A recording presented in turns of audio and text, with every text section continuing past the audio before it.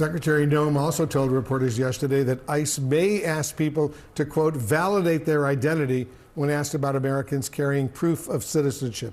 Can you clarify what exactly that means? Do American citizens, as of now, need to carry their passports or other immigration documents to show that they're citizens? I am so glad you asked this question because I think that there's a lot of confusion there about this. We have incredibly targeted immigration enforcement operations. So what's happening there is reasonable suspicion. If somebody is in the vicinity of this operation, of this target, then they could be asked for their identification. We've been vindicated by the Supreme Court, September of 2025. You all saw a case out of Los Angeles where they said we can use a reasonable suspicion. I think I've seen a lot on this network and other places where they're talking about this is racially based.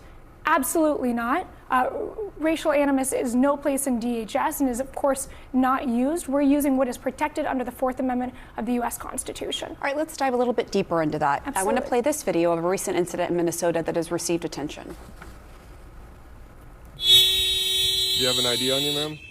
I don't need an ID to walk around in my city. This is my city. Okay, do you have This some is my ID home. then, please? I don't need an If ID. not, we're going to put you in the vehicle and we're going to ID you, please. I am U.S. citizen.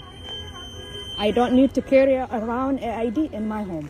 Well, this is my you, home. Where were you born? This is my home. Where were you born? Minneapolis is my home.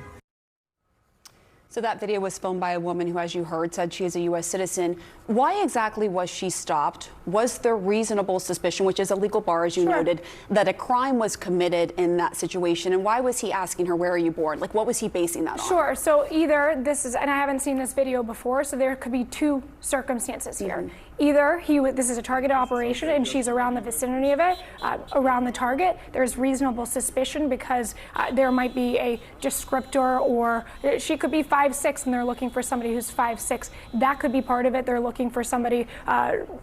That could be part of it. The other piece of it is it could be, I don't know if she was obstructing law enforcement, if she was assaulting law enforcement prior to this, but they either had those Title VIII authorities under the U.S. Code 1357 or they had that reasonable suspicion. But what do you say to those who watch that and other videos that they're seeing themselves? I mean, this is not just the mainstream media.